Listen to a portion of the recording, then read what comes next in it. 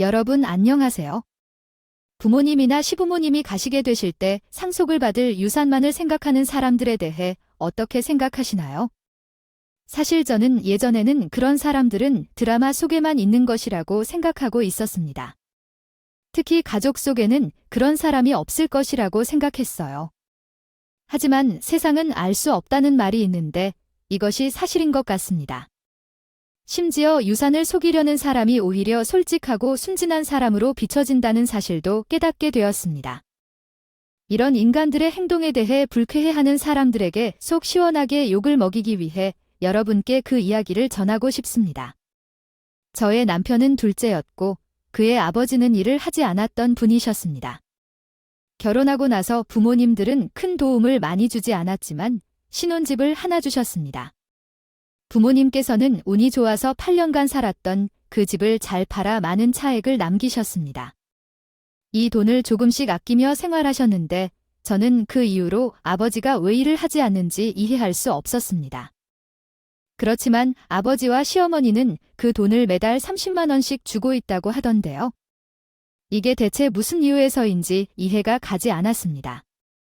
원에서 50만 원씩 생활비를 주시던데 형님과 시어머니가 대화하는 것을 우원이가 듣게 되었어요. 그래서 저는 남편에게 말했어요. 나 어제 형님과 어머님이 우원이 이야기하시는 걸 들었는데 어머니 말이야, 아주버님이 내게 생활비를 주고 계신다고. 당신은 알고 있었어? 아니 전혀 모르고 있었는데. 아니, 형한테만 생활비를 주신다고? 아니, 형이 나가서 일을 해라고 하셔야지. 무슨 돈을 주고 계신다는 거야? 진짜 미치겠네. 우리 엄마 어릴 때부터 형한테만 러시더라이벌 주시는 거야? 그렇다 치더라도 나중에 어머니 돌아가시고 나면 아주버님은 어떻게 사시려고 하는 거지? 그게 더 걱정이야? 우리한테 생활비 달라고 하시는 거 아니야?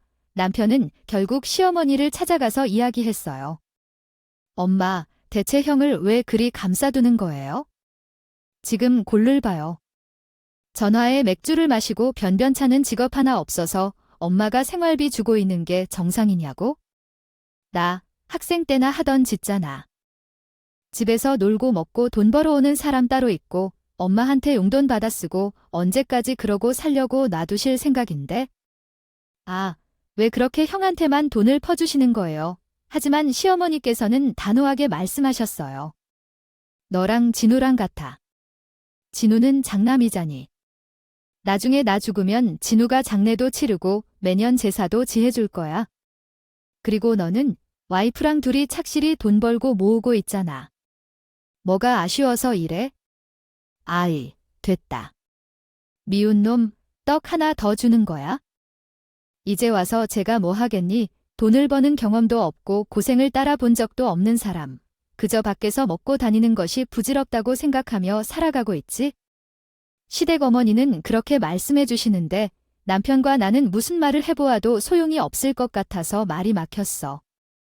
그런데 문제는 어떤 일이 생기거나 도움이 필요할 때는 아주버님은 내가 아니라 우리 부부를 찾는다는 거야. 어머니는 집에 고장이 난 청소기를 새로 사야 한다거나 누군가 사망하여 장례식장을 다녀오라는 등의 도움이 필요한 일이 생기면 우리 부부에게 부탁을 하셨어. 차별을 안 하시면 그 저희가 알 수도 없는 일이야. 장남으로서 무능력한 첫째가 아무것도 안 하면서 정작 필요할 때 남에게 도움을 요청하는 말 같아 조금 얄미웠지만 한 번 크게 화를 내셨어. 냉장고가 고장나서 안에 있던 음식을 상하지 않고 드셔서 속이 상해진 거로 알려졌는데 그 이후로 약해지시면서 혼자 사시기 어려워졌다 판단되어 처음에는 우리 부부가 어머니를 모시기로 결심했어. 그러나 어느 날 남편이 말했어. 생각해보니까 우리가 엄마를 모셔봐도 낮에는 회사에 있으니 누가 돌볼 사람도 없고 저녁만 같이 있을 뿐이라고. 이거 혼자 사셔도 엄마와 함께 사는 것과 별 차이가 없다고 생각했어? 그래, 나도 그렇게 생각해. 혹시 엄마가 얼마 안 되시면 우리가 발견을 못할 수도 있고 요즘은 회사에 있으면서도 걱정이 돼서 느낌이다. 형한테 부탁해보자고 할까 생각했어? 저희 남성이 종일 집에 있는 시간이 많아요. 형수가 전일 일근을 안 하셔서 우리보다 집에 더 많이 계십니다. 이런 상황에서는 엄마를 모시는 게 올바를 것 같아요. 내일 형에게 말씀해야겠어요. 엄마를 모실 적이 없는데 이번에는 좀 효도를 해야겠어요.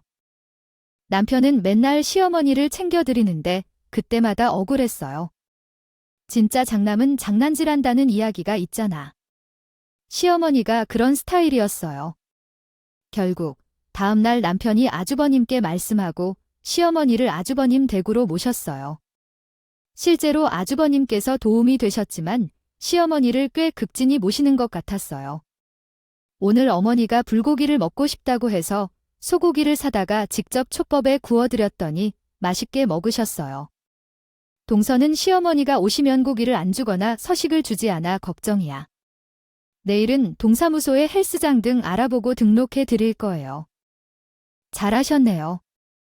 제가 바빠서 집에 늦게 들어와서 어머니한테 밥을 거른 적은 없지만 여유가 많은 형님이 모셨기에 가능했던 것 같아요.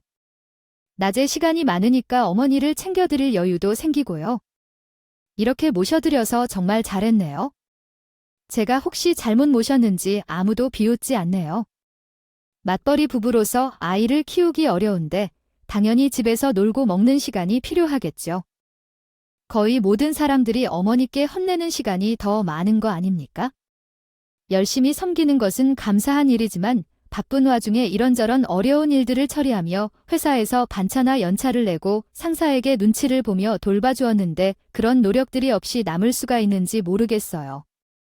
그동안 부모님께 고생하셨겠죠. 힘들었을 것 같아요. 한마디로 고맙다라도 해줄 수는 없는 걸까요? 고생은 고생대로 하고 최선을 다한데 가족 중 아무도 고맙다고 하거나 인정해주는 말 한마디가 없으니 오히려 우리가 인정받고 싶어하는 사람들로 보일 뿐이에요. 친구들은 고마워라는 말 한마디도 없이 힘든 것에 대한 인정도 안 해주는 사람들에게는 계속해서 잘할 필요 없다고 생각돼요. 아들하고 나누기는 잔인한 짓을 하여 그렇게 하기도 어려웠어요. 그래서 이런 일로 우리가 힘든 사람으로 보인 건지 인정받아야 하는 일이 생길 때가 있어요. 어느 날 시어머니께서 요즘 어디 아프신가요? 통화를 하고 계셨는데 건강이 나빠진 건지 소화가 되지 않고 계속해서 복통과 관련된 얘기를 하시더라고요. 뭐 잘못 드셨나요? 전에 크게 아프셨었으니 소화가 약해진 모양이에요. 많이 안 들고 계신가요?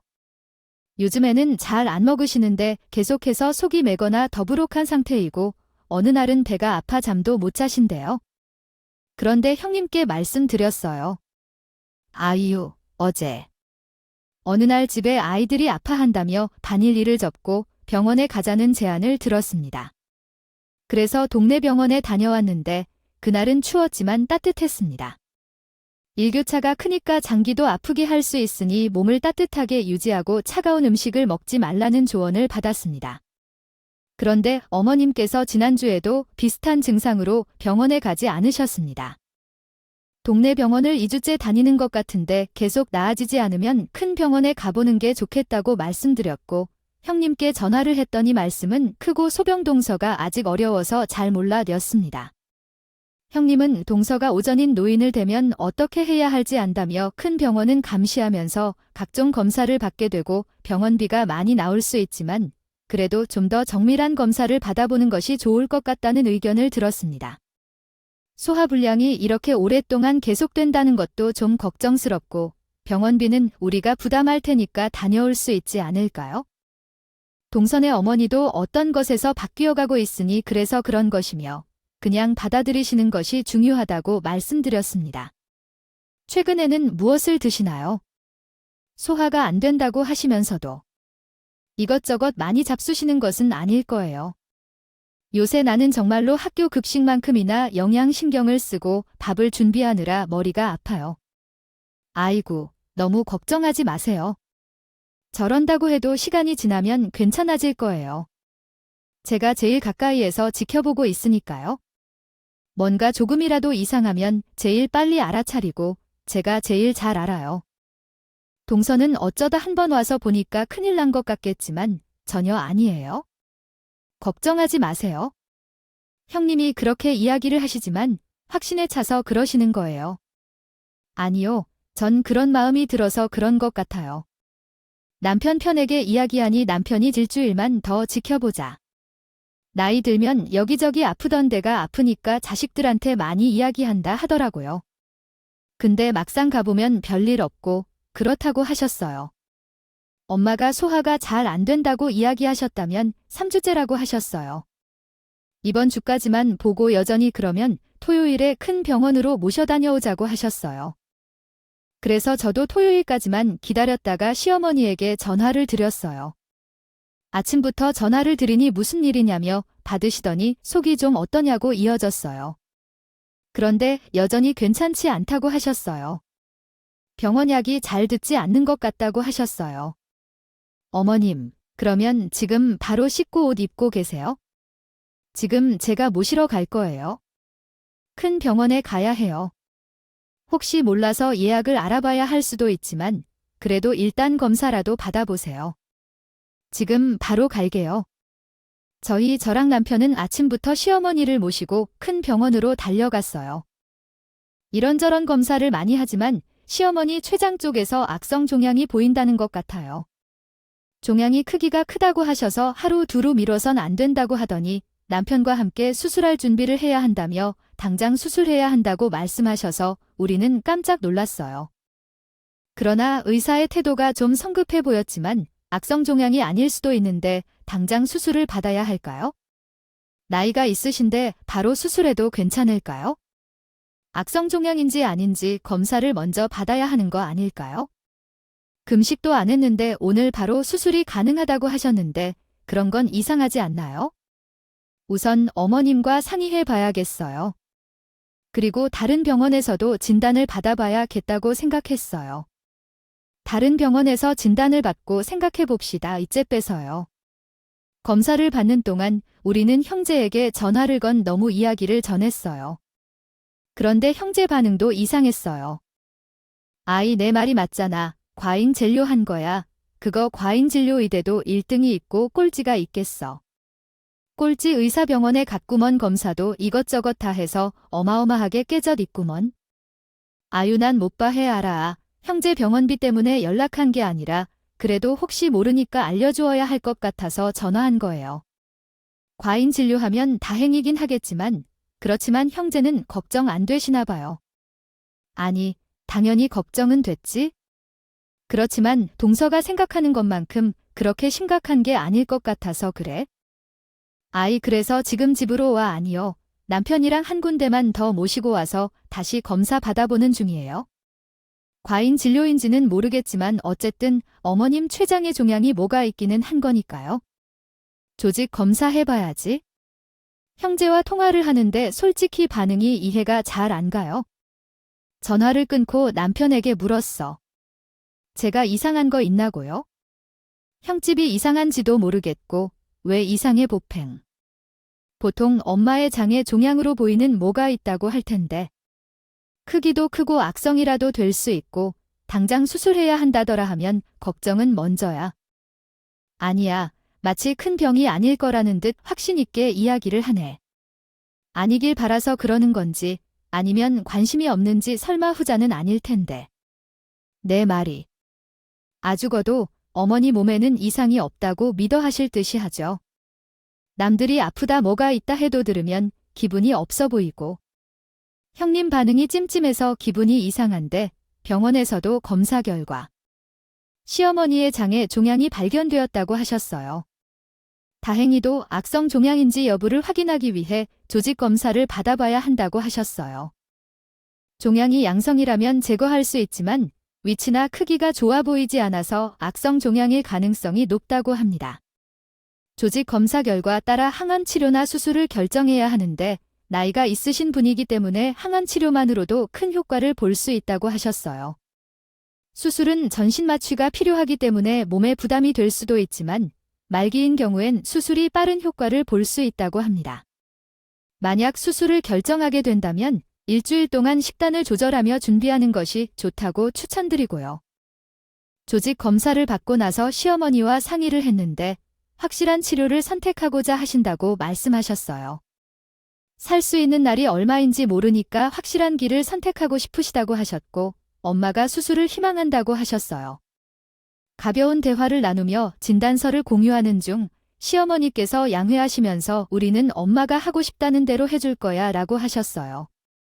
함께 걱정되고 마음이 아플 때 이해와 지지를 주면서 마무리되었습니다. 나이가 들면서 몸이 약해지면서 문제가 생기는 걸 나도 알지만 너희들은 어떻게 알았을까? 형에게 이야기해야겠다. 오늘 그래야겠어? 병실은 어떻게 찾아보고 오는 걸로 해. 위 절차를 마치고 올 거야.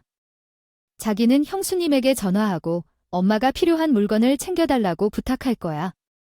부부로서 예상했던 대로 서로 할 일을 차분히 해결했어. 믿기 어렵긴 했지만 일이 닥칠 때 머리가 맑아졌고 다행히 시어머니를 위한 병실을 마련할 수 있었어. 내가 형에게 전화해 어머니 물건을 부탁했어. 형은 아무렇지 않다고 했지만 내가 부탁하니 어머니를 걱정하는 모양이었어. 그는 짐을 챙겨 바로 와주겠다고 했어. 돈을 싸들고 온 아주버님을 만난 후 형이 눈물을 흘리더라.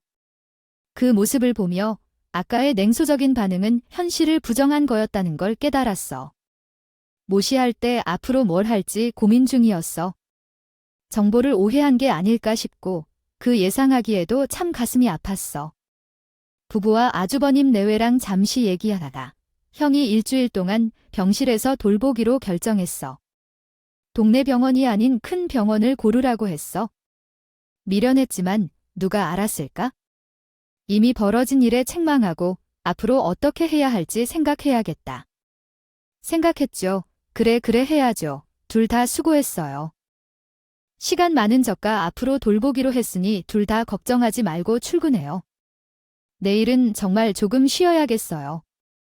들어가 보죠. 이렇게 말하며 서로 인사를 나누고 나와 남편은 집으로 돌아가기로 결정했어요. 주차장까지 내려왔는데 차키를 시어머니의 병실에 두고 온 것을 눈치챘어요. 정신이 좀 없었던 것 같았죠? 다시 엘리베이터를 타고 올라가 병실로 향했어요. 걸어오는 도중에 소란스러운 소리가 들렸어요. 어떤 소리지? 하며 병실로 들어갔을 때 놀랐어요. 시어머니의 목을 잡고 있는 형님이 있었어요. 간호사들이 형님을 매달고 있었고 시어머니가 계산할 죽음 앞에 둔 상태였어요. 저는 흥분해서 말하지 마세요. 경찰을 부를 거예요. 내가 이렇게 하면 안 돼요 라고 말했어요. 그 열정적인 모습을 보고 화제도 담담하게 정리했어요. 하지만 뜬금없이 장남한테 전화해요. 장남에게 전해주세요. 형수는 지금 뭐 하는 거야? 하며 형님이 말했어요. 너무 설렜죠.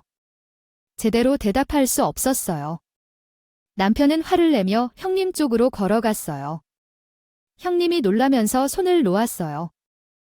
성질에 불같이 질투하는 형제가 선하다고 생각했던 형님이 악마로 나타나기 힘든 일이었어요. 그동안 시어머니에게 매달 30에서 50만 원을 받아 놀기 즐기며 살아왔던 형제는 시어머니에게 멱살을 잡혀 갑자기 변덕하는 모습을 보였어요. 시어머니가 힘없이 쓰러지자 눈물이 핑 돌았고 형제도 이제 행동이 아니라는 걸 알게 되었어요. 그리고 형제는 형수가 있다는 이야기까지 했는데 이러한 상황에 대해 어디선가 웃음이 터져나왔어요. 대신 돌봐온 시간이 단지 1년뿐이라는데 이것이 악질 행동을 정당화할 수는 없는 일이었어요. 형제의 이러한 행동으로 시어머니는 큰 충격을 받았고 아픔을 안겨주었죠. 이후 경찰을 불렀지만 시어머니는 이야기를 시작하며 흐느꼈어요. 모시지도 않았다며 소고기를 지어 먹인 것도 거짓이라고 말하며 형제를 비난했어요. 마침내 형제는 노치원에 가서 하루 종일을 보냈답니다. 보냈어요. 노인이에요. 아니 어머님이요. 거기에 어떻게 계세요? 아이고, 저 어이없는 치매야. 핸드폰이 잘 안 되고 전화가 걸리지 않네요. 그래서 제가 빨리 병원에 가서 진단을 받아왔어요. 치매 초기라던데 어디든 소해봐요. 정신이 안 온전한 노인의 말을 누가 믿겠어요? 예상대로 형님이 시어머니에게 약간의 치매기가 발현됐다며 알아냈어요. 병원에 모셔가서 검사 받은 것 같아요. 우리 할머니도 노치원 다녀가셨는데 노치원을 아침에 데리러 가고 점심과 저녁까지 거기서 식사하고 저녁에 다시 집 앞까지 모셔주더라고요. 결국 시어머니를 모신다며 다양한 생색을 피웠지만 사실 모시는 게 아니었어요. 제가 우리 엄마 과일이나 사오라고 철마다 돈을 보냈는데 그걸로 우리 엄마 챙겨주지도 않았어요. 노인을 아침과 저녁으로 챙기는 것이 얼마나 힘든지 알아요. 제가 지금의 재산을 다 주겠다고 했는데 엄마, 그게 사실이에요? 왜 갑자기 그런 이야기를 해요? 욕심 부리면서도 나를 바보로 아시는 것 같아요. 그 정도로는 내 계좌에 충분하지 않나요? 내용을 번역하겠습니다. 모든 것을 건드려서 훔쳐놨을 거야. 나 참신하다고 저기저기 뒷돈으로 노력해서 치인 걸 한평생 물물 청산하는 직업 없이 노는 진호에게 그저 식당에서 설거지 아르바이트만 하는 것뿐인 그런 소리. 매달 받는 용돈만 생각해봐도 그것으로 내 생전 재산 다 주고도 못 미칠 만큼 받아간 걸 잘 아껴오렴이라고 심오합니다. 그런데도 그게 욕심나서 알고 보니 시어머니가 재산 정리하시면서 남은 재산은 다 자식들에게 상속할 거라고 하셨어.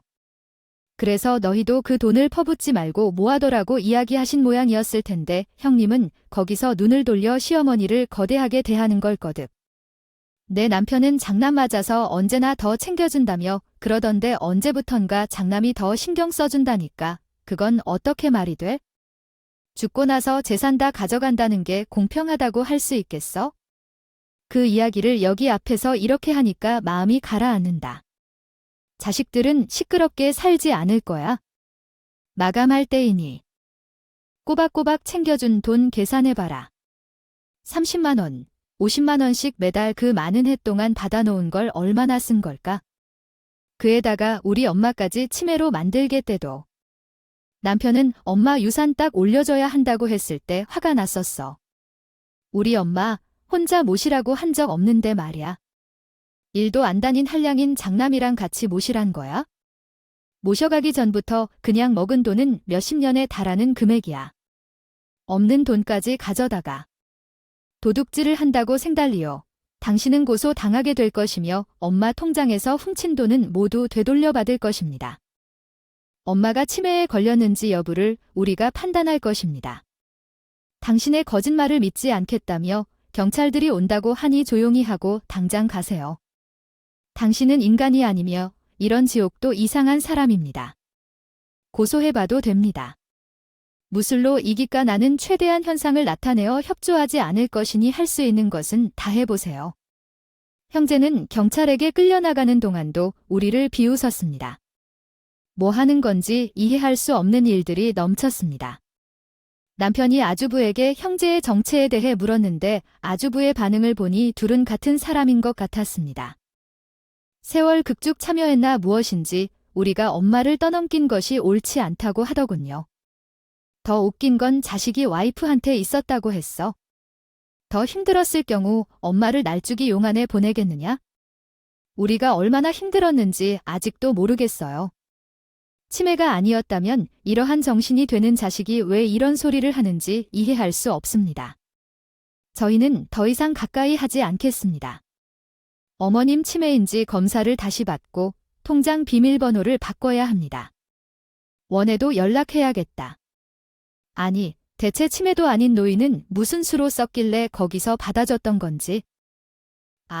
저희는 병실에서 그 통이 일어난 뒤로 아주버님네 부부를 시어머니로부터 떨어뜨려 놓고 고소를 준비했어요. 돈에 눈 먼저 인간들이 당장 어머님 재산을 어찌 손이라도 될까 싶어 전부 출금해서 새로운 통장에 모아두었죠. 언뜻 봤는데 형님이 틈틈이 자기 통장으로 어머님 돈을 빼돌린 흔적들이 보이더라고요. 그걸 전부 경찰에 넘겼어요. 사실 형님이 경찰에 이끌려 나가면서 했던 말, 마음에 내심 걸렸죠. 정말로 어머니가 최장한 말이라면 얼마 못 사실 확률이 더 없고 고소하는 나중에 잘못되시면 가시는 길 마음이 얼마나 불편하시겠지만 됐고요. 근데 그러던 중 조직 검사 결과가 나왔는데 세상에 악성 정향이 아니더라고요. 크기가 크고 위치도 별로라 안말기라고 거의 확신하고 있었는데 다행히 아이 아니네요. 중량은 맞지만 심각한 건 아닙니다. 제거하시면 될 것 같아요. 수술 시간도 별로 길지 않아서 몸에 무리도 별로 안 가실 것 같고요. 다행이었어요. 시어머니 표정도 한층 더 밝아지고. 게다가 따로 병원에서 치매 검사도 진행했는데 당연히 저희 부부가 예상한 대로 치매도 아니시더라도 고소 진행 중인 거 노치원도 이야기하면서 사실대로 이야기하라 하니 노치원이 먼저 자백하다 그요. 아유, 사실 저희도 관리를 못한 잘못이에요. 어머님이 다니고 계신 것도 몰랐어요. 백내 형님이란 사람이 저희 직원 한 명을 포섭한 것 같아요. 들어온 지 얼마 안 된 직원인데 아우, 얘한테 뒷돈을 준 아저씨인데요. 그래서 그 애가 컵도 없이 그걸 받아먹고 비겁한 기사에게 그냥 한 곳을 누락했다고 해서 아이 기사는 잘 몰라서 그냥 가라는 대로 간 거예요. 그리고 어떻게 나라에서 지원받는 센터가 그런 걸 제대로 파악도 못하고 이런 빈틈이 있을 수가 있어요. 모시고 있으면서 멀쩡하다는 느낌을 받지 못했죠? 죄송합니다. 죄송합니다. 아무래도 치매가 계속 발현되는 증상이 아니고 초기로 넘겼어요. 다른 노인들을 픽업하면서 중간에 어머님을 같이 픽업하고 모셔다 드리는 거였어요. 아, 정말 죄송합니다. 저희도 경찰 측에서 연락받고 깜짝 놀랐어요. 그 직원은 이미 해고했고 정말 죄송합니다. 직원이 받았던 돈은 다시 배상할 겁니다. 아, 형님의 행동이 밝혀지면서 뻔뻔하고 못됐다는 게 점점 더 드러나요. 시어머니를 모신다는 핑계로 우리에게 돈을 받아먹고 생색을 더럽게 찾아내고 시어머니는 병약하고 정신이 온전히 안 된 노인의 취급을 하며 가스라이팅도 하면서 아주버님 앞에서는 천사 행세를 하고 있었어요. 결국에는 암도 아니었고 정신도 멀쩡했던 시어머니는 종양 제거 수술을 받고 죽는 척한 후에 살아난 듯한 기분으로 다시 기력이 남아있어요. 우리는 시어머니의 증언을 토대로 형님을 고소했고 어머니 이제 다 끝났어요. 친구들도 너무 명백하고 죄질도 너무 나쁘니까 형님은 결코 벗어날 수 없을 거라고 합니다. 변호사가 걱정 안 하셔도 된다고 전달했어요. 아이고, 정말 다행이네요. 아유, 정말 다행이네요. 먹은 것들이 다 너희들에게 짐이 될까도 생각해보고 인간의 탈리스 악마가 나타나면 어떡하지 생각하면서 솔직히 말하지 못했어. 아유 덕분에 지옥에서 벗어났어 고마워. 아유 아니에요. 아주부와 아줌마를 너무 믿었던 우리의 잘못이야. 어머님께서 매달 용돈을 줬거든. 그래서 받았으니까 생각했어. 그리고 아주부가 계시니까 형님이 어머니에게 함부로 할까봐 상상도 못했어. 미안하지만 아주부가 내가 생각한 것보다 더 나쁘다는 걸 알았어. 나도 형님이 나이 들었으니까 조금은 바뀌었을 줄 알았는데 과대평가였어. 그런 사람들에게 어머니를 모심으로 인해 정말 죄송해. 차라리 우리 가족이 남보다 더 좋았을 걸 그랬어. 내 잘못일 줄은 모르겠어. 그들이 정상적으로 나올 줄은 몰랐지? 너희들은 잘못 없어. 마음 쓸 게 없어. 내가 장남을 싸고 두는 건 잘못이었다면 그렇다. 남은 재산은 다 너희에게 상속할 테니까 알아둬. 난 가질 가치가 없어. 시어머니는 남은 재산을 우리 부부에게 미리 상속해줬어. 형님은 노인학대로 고소할 거야. 당한 사실과 명백한 증거, 많은 증인들로 인해 수사가 신속히 시작되었다. 아주머니는 점점 화내며 계속해서 전화하고 찾아왔지만 나는 답답하고 미치기 일보 직전이었다. 그러던 어느 날 형님을 위해 수장이 떠난 날이어서 그런지 날아오는 전화를 내가 받았다. 옆에서 녹음하고 있었는데 그때 아주머니가 너 미쳤어. 형제끼리 고소할 수 있겠냐고 말했다. 그에게 비난을 받자 나는 가족으로서의 책임이 무엇인지 알고 싶었다. 하지만 형이라는 존재는 존재하지 않는 것 같았다. 아주부가 없는 것처럼 보였다. 그러자 지영이가 말했다. 형제든 부모 자식이든 잘못하면 벌을 받아야 한다. 나는 자신이 장남이라고 말했다. 마침내 모친이 나에게 한 짓을 미안하게 생각했다. 그러나 나는 NP, 그가 장남이라는 것이 나의 오점이라고 했다. 그래도 효도라는 말은 출하지 말라 했다. 그러자 시어머니가 화를 내며 전화를 끊었다. 그 순간에 일이 커졌다고 느꼈다. 아주부 부부가 둘이어서요. 나란히 찾아오네요. 어머님과 있을 때 못 오겠니까? 우리 부부가 집 앞에서 하루 종일 기다린 것 같아요. 퇴근 후 돌아오려고 집 앞에서 서성이며 기다리고 있는 둘이 봤는데요. 남편에게 전화했어요. 여보, 지금 우리 집 앞에 형님네가 있는 것 같아. 빨리 와. 나 거의 다 왔어. 카페에 들어가 있어? 내가 카페로 갈게. 만나서 같이 갈게. 또 무슨 짓을 하러 왔는지 경찰에 신고할까? 일단 전화해 볼게. 남편이 이러고는 아주버님이 전화 모양인데 아주머니가 제발 한 번만 살려달라고 식을 빌었다는 거야. 그래서 남편이 아주버님과 아주머니를 데리고 카페로 갔어요. 남편은 제 옆에 앉았는데 아주버님과 아주머니는 가만히 서 있더라고요. 말해봐. 형수도 할 말 있겠지? 해봐. 그러자 아주버님과 형님이 무릎을 꿇고 빌기 시작했어요. 지영아, 재수씨, 한 번만 살려주세요. 그동안 처리도 진 않았고 뻔뻔한 것도 아닌데. 인정해요. 나도 장남 노릇 안 거 인정할게. 당신도 빨리 사과해. 사다 낸 장본 있잖아. 아유, 동서서방님, 진짜 한 번만 살려주세요. 그때 어머님이 최선 안 주신다고 하니까. 나도 알아. 생각해봐. 상대적으로 시간이 남는다고 해서 어머니 모시는 건 당연한 게 아닌데. 근데도 싫다고 말 한마디 없이 어머니 모시기로 했는데 갑자기 너도 내가 주는 돈 못 쓰는 거라고? 남은 재산은 나 죽고 난 후 다 동서한테 줄 거라고. 그럼 당신이 말씀하신 바에 따르면 우리가 모시고 있는 나도 서운하고. 그랬어. 통서서는 나랑 같은 며느리 입장이니까 이해하고 계신 건가요? 지금 하시는 거는 사과인가 변명인가요? 모르겠네요. 형님 제 어머니가 아파서 모셔야 할 때도 그러실 거예요. 자식들이 모시는 게 당연한 거 아니에요. 심지어 우리는 아침에 나가서 저녁 늦게 들어오는데도 모시겠다 했었어요. 그러던 중에 낮에 너무 인사를 드리지 못해서 형님이 저한테 모셔라 한 거예요. 낮에 쓰러지셨다가 저녁에 발견하면 어떡하죠? 그 걱정 때문에 시간이 많은 형님이 저한테 모셔라고 한 게 문제였어요. 돈을 버세요. 그러든지 아니면 아이를 키우느라 바빠하든지. 그럼에도 불구하고 아픈 어머니를 모시는 게 왜 당연한 건지요? 그게 좀 이상한 거예요. 아주버님 말씀을 들어볼 때 그렇겠어요. 형님이 꼭 한번 말씀을 드시라요. 그러면 그래 형이 말씀해봐. 아이 하루 종일 쓸모있는 일을 아는 척만 하고 하나도 못하는 주제 횡마를 모시지 못할 이유가 무엇인지요. 그리고 형수님이 그 모습으로 말하면 안 돼요. 서운하고 배신감을 느끼고 배신감 2번을 느끼면 그 사람의 목숨도 없어질 수 있어요. 형수가 하는 행동은 분명 학대가 경미한 것에 대해서 선을 넘은 것이고 형님은 그걸 알면서도 방관했으면 잘못했고 모른다면 자격이 없는 것이에요. 나는 진짜 그런 건 생각 못했어. 나 한편으로 다시 인간을 믿고 살았는데 그런 행동을 할 것이라고는 상상도 못했어요. 어떻게 믿어 할까요? 서방님과 동서 말이 맞아요. 제가 잘 못했어요. 그래도 그러면 안 되었던 건데 지금 정말 많이 반성하고 다시는 그럴 일 없을 거예요. 진심으로 반성하고요. 생각해봐. 상대적으로 시간이 남는다고 해서 어머니 모시는 건 당연한 게 아닌데. 근데도 싫다고 말 한마디 없이 어머니 모시기로 했는데 갑자기 너도 내가 주는 돈 못 쓰는 거라고? 남은 재산은 나 죽고 난 후 다 동서한테 줄 거라고. 그럼 당신이 말씀하신 바에 따르면 우리가 모시고 있는 나도 서운하고. 아이 그러니까 고소 취하면 안 돼요?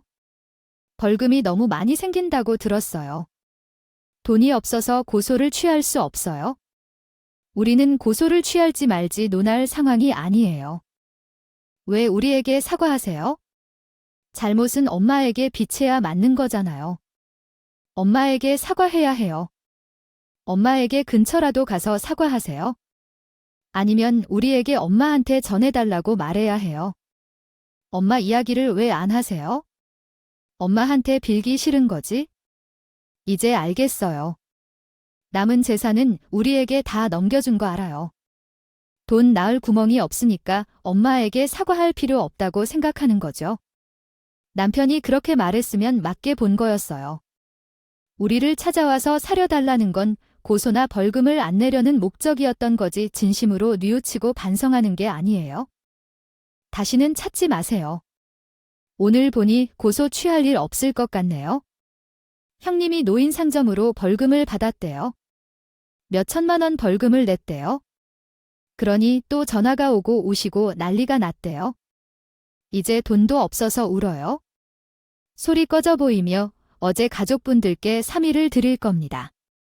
이제 그것도 어렵게 받아들일게요. 아니야, 찾아갔다가 엄마가 더는 거기 살지 않는다네 그랬잖아. 엄마 어디 계세요? 나가서 직접 찾아가서 사과하고 우적우적 청하겠어요. 완전히 이해할 겁니다. 정말 그 벌금 내기 어렵겠지만 제발 어디 계신지 알려주세요.